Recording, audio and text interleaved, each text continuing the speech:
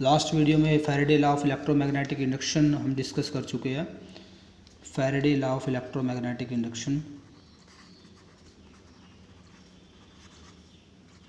Electromagnetic induction ये हम discuss कर चुके हैं ऑलरेडी।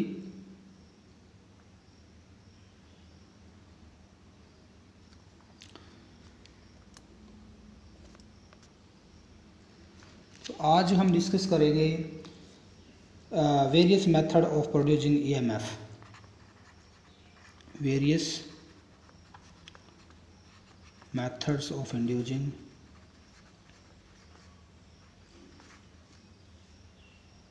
ईएमएफ। ईएमएफ इंड्यूस करने के हम मेथड्स आज स्टडी करेंगे यहाँ पर। तो कई मेथड्स हमारे पास है। देखो, हमने फ्लक्स का ईएमएफ का जो फॉर्मूला किया था फैराडे और लेंज लॉ से, d∅/dt, ये हमारा रिलेशन था। और फ्लक्स के लिए हमारे पास फॉर्मूला था B/A cos ∅, मैग्नेटिक फ्लक्स के लिए। तो ये जो फ्लक्स है, अब देखो यहाँ पे ईएमएफ इंड्यूस करने के लिए फ्लक्स को चेंज करना ज़रूरी है। तो अगर फ्लक्स को चेंज करना है तो फ्लक्स डिपेंड करता है मैग्नेटिक फील्ड की स्ट्रेंथ पे, एरिया ऑफ द कॉइल पे और ओरिएंटेशन पे। यानी कि अगर इन तीन फैक्टर में से हम किसी भी एक फैक्टर को अगर चेंज कर दे तो हमारी जो है फ्लक्स क्या हो जाएगी, वो चेंज हो जाएगी। और अगर फ्लक्स चेंज होगी तो ईएमएफ क्या हो जाएगी, इंड्यूस हो जाएगी।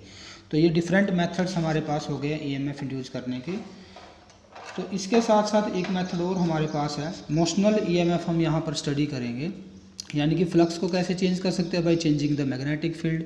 अगर मैग्नेटिक फील्ड चेंज होगा तो फ्लक्स चेंज होगा, फ्लक्स चेंज होगा तो ईएमएफ इंड्यूस होगी। एरिया ऑफ द कॉइल, यानी कि उसकी अगर हम एरिया कॉइल का जो है चेंज कर दे तो फ्लक्स चेंज हो जाएगा, ईएमएफ भी चेंज हो, ईएमएफ इंड्यूस होगी। और अगर ओरिएंटेशन चेंज कर दे तब भी हमारा फ्लक्स जो है वो चेंज होगा और उसके अकॉर्डिंग ईएमएफ क्या हो जाएगी, इंड्यूस। तो अब हमारे पास टॉपिक जो है मोशनल ईएमएफ का, एक टॉपिक गिवन है मोशनल ईएमएफ। मोशनल ईएमएफ, तो मोशनल ईएमएफ क्या होती है, नाम से पता लग रहा है मोशन, यानी कि किसी चीज़ को मोशन में लेके आना। किसको मोशन में लेके आना, किसी कंडक्टर को। मान लो एक कंडक्टर लेते हैं हम, ये PQ कोई कंडक्टर है और उसको हम मैग्नेटिक फील्ड में रखते हैं। ये क्रॉस से दिखाया मैग्नेटिक फील्ड को। क्रॉस का मीनिंग क्या, मैग्नेटिक फील्ड जो है in the plane of paper, perpendicular to the plane of paper, inward direction में, अंदर की तरफ मैग्नेटिक फील्ड है। और अगर हम इस कंडक्टर को, मैं सपोज करूँ कंडक्टर को V वेलोसिटी के साथ हम मूव करवाते हैं, इधर V वेलोसिटी के साथ लेफ़्ट की तरफ हम मूव करवाते हैं, तो यहाँ पर जो चार्ज पार्टिकल इसके अंदर प्रेजेंट है, अब देखो कंडक्टर है तो फ्री इलेक्ट्रॉन्स है, फ्री इलेक्ट्रॉन्स मूव करेंगे, इलेक्ट्रॉन का मोशन स्टार्ट हो जाएगा। तो इलेक्ट्रॉन जो है वो नीचे की तरफ मूव करेंगे, P से किधर मूव करेंगे, Q की तरफ मूव करेंगे इलेक्ट्रॉन्स। इलेक्ट्रॉन जो है नेगेटिवली चार्ज पार्टिकल है वो नीचे की तरफ मूव करेगा। तो जब इलेक्ट्रॉन नीचे मूव करेंगे तो नीचे वाला जो एंड है यहाँ पे एक्सेस नेगेटिव चार्ज आ जाएगा, यानी कि नेगेटिव पोटेंशियल। और P जो पॉइंट है वहाँ पर जो है P एंड पर क्या आ जाएगा, पॉजिटिव चार्ज, यानी कि यहाँ पे एक्सेसिव पॉजिटिव चार्ज हो जाएगा। और अगर हम यहाँ पे एक एक्सटर्नल सर्किट लगा दें, एक्सटर्नल सर्किट लगाएं कोई, जिसमें एक लैंप लगा देते हैं हम, ये एक्सटर्नल सर्किट लगा दिया,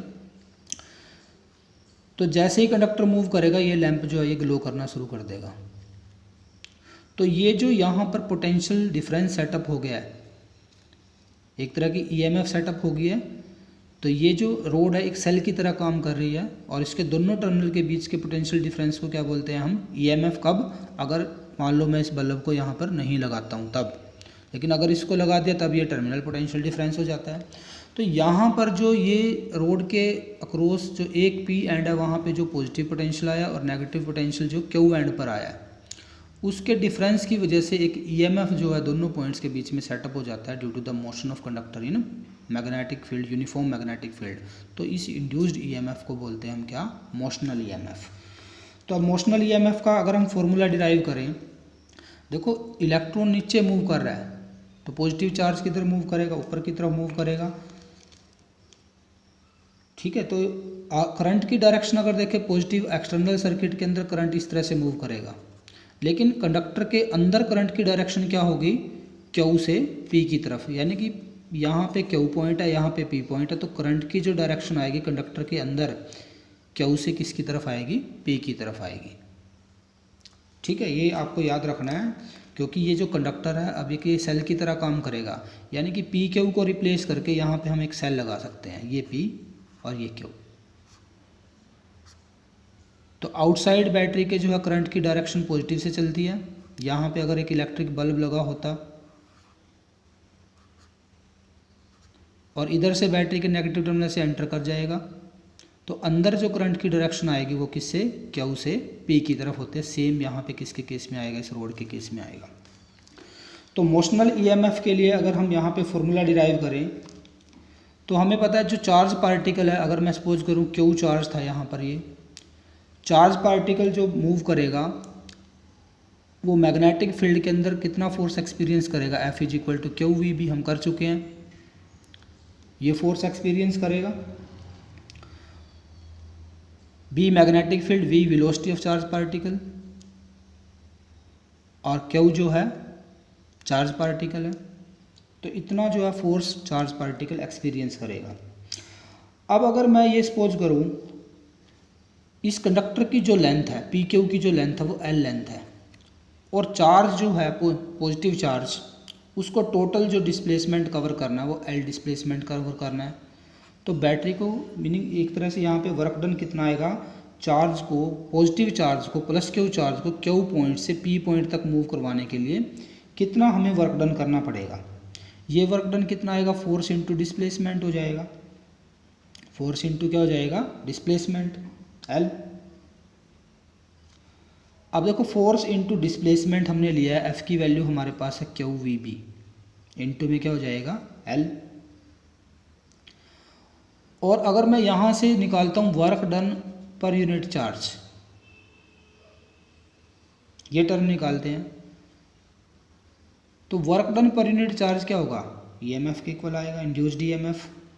तो इंड्यूस्ड ईएमएफ कितने आई, फिर यहाँ पर इस क्वांटिटी में से क्यू कैंसिल हो जाएगा, तो ये आएगा बी एल और वी बचेगा। देखो क्यू कैंसिल हो जाएगा, बी बचेगा, एल बचेगा, वी बचेगा, हम इस तरह से लिख सकते हैं। तो मोशनल ईएमएफ का फॉर्मूला बन जाएगा B L into we.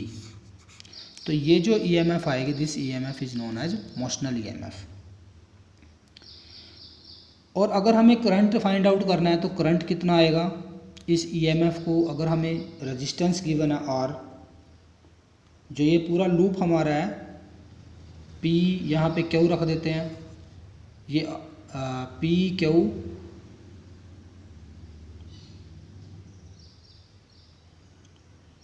P, इसका नाम एस रख देते हैं, इसका आर रख देते हैं। फिर ये पूरा जो लूप बन गया, इसकी रेजिस्टेंस अगर आर है तो हमारा इतना करंट जो है सर्किट में से मूव करेगा। अब करंट की डायरेक्शन जो है वो फ्लेमिंग का लेफ्ट हैंड रूल या लेंज लॉ से हम इसको फाइंड आउट कर सकते हैं। करंट की डायरेक्शन फ्लेमिंग का लेफ्ट हैंड रूल, फ्लेमिंग का राइट हैंड रूल हम यूज़ करेंगे इंड्यूस करंट के लिए। तो ये अगर हम अपने राइट हैंड को इस तरह से जो है क्या करें, स्ट्रेच करें कि हमारी जो फर्स्ट फिंगर है, मिडिल फिंगर है और थंब है, तीनों म्यूचुअली परपेंडिकुलर हो। और अगर हमारी फर्स्ट फिंगर मैग्नेटिक फील्ड की डायरेक्शन में है और थंब जो है कंडक्टर की डायरेक्शन देता है, यानी कि फोर्स की डायरेक्शन देता है, मोशन की डायरेक्शन देता है कंडक्टर की, तो हमारी जो मिडल फिंगर आएगी वो किसकी डायरेक्शन देगी, इंड्यूस्ड करंट की डायरेक्शन देगी। दिस इज फ्लेमिंग, कौन सा रूल हो गया ये, फ्लेमिंग का राइट हैंड रूल होगा। तो राइट हैंड रूल के अकॉर्डिंग जो है हम करंट की डायरेक्शन यहाँ पर फाइंड आउट कर सकते हैं।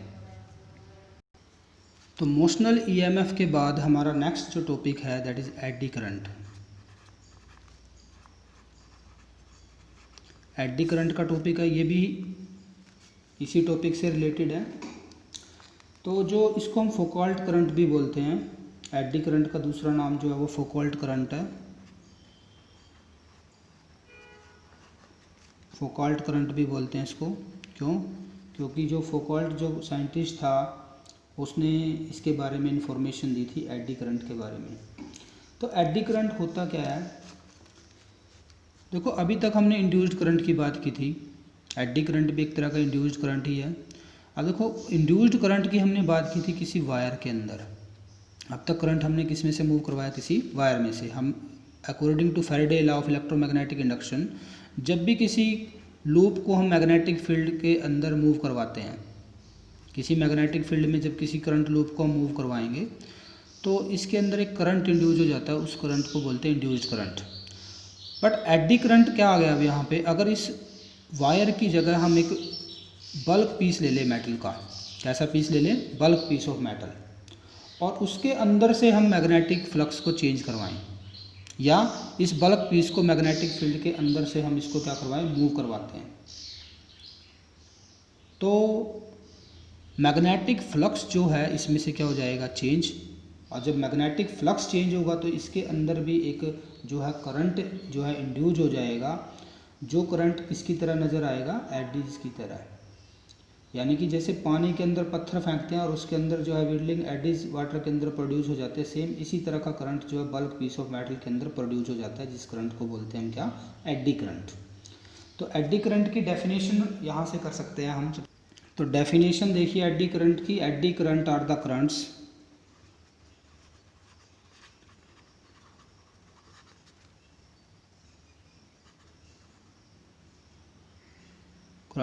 are the currents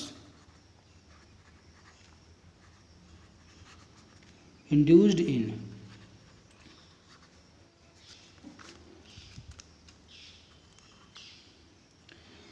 the bulk piece of, वायर की जगह क्या ले लिया, बल्क पीस ले लिया,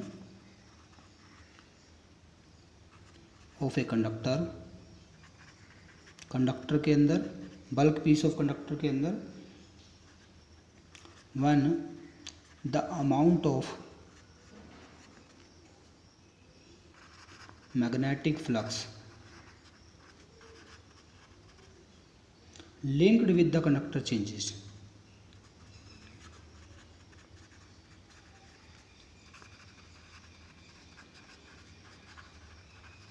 मीनिंग अगर एक बल्क पीस में से मैग्नेटिक फ्लक्स चेंज होगा तो जो ईएमएफ इंड्यूस होगी, उस ईएमएफ की वजह से जो करंट प्रोड्यूस होगा वो करंट जो है किसकी तरह से नज़र आएगा,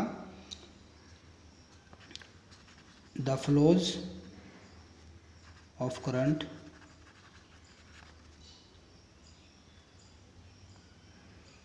रिसिम्बल्स या flow pattern of current resembles whirling eddies in water। पानी के अंदर जैसे वेव्स प्रोड्यूस हो जाती है, वो एडीज प्रोड्यूस हो जाती है, उनकी तरह ये नज़र आता है, इसलिए इस करंट को बोलते हैं एडी करंट। तो ये 1895 के अंदर फौकॉल्ट ने दिया था, 1895 में, जिसे इसको फौकॉल्ट करंट भी बोलते हैं हम। अब देखो इंड्यूस्ड करंट अगर हमें फाइंड आउट करना है, एडी करंट अगर हमें फाइंड आउट करना है, तो एडी करंट के लिए ईएमएफ डिवाइड बाई आर आ जाएगा, induced EMF divide by R, R जो है रेजिस्टेंस हो जाएगी यहाँ पे। तो एडी करंट जो हमारा आया है, दिस इज ईएमएफ को हम ऐसे राइट करते हैं फैराडे से, Faraday law of electromagnetic induction से। तो आई की जो वैल्यू आएगी this is equal to -d∅/dt divide by क्या हो जाएगा, आर। तो डायरेक्शन ऑफ एडी करंट जो वही नेगेटिव साइन यहाँ पे आ गया, तो डायरेक्शन ऑफ एडी करंट की जो आएगी वो कहाँ से आई है, फ्लेमिंग के राइट हैंड रूल से या अकॉर्डिंग टू लेंज लॉ, क्योंकि नेगेटिव साइन है तो लेंज लॉ से भी हम जो है करंट की डायरेक्शन को क्या कर सकते हैं, एक्सप्लेन कर सकते हैं यहाँ पर। तो कुछ इम्पोर्टेंट जो है इसके कुछ पॉइंट्स हमारे पास गिवन है। लेंज लॉ को एक्सप्लेन करने के लिए जो है एक डेमोन्स्ट्रेशन है एडी करंट का,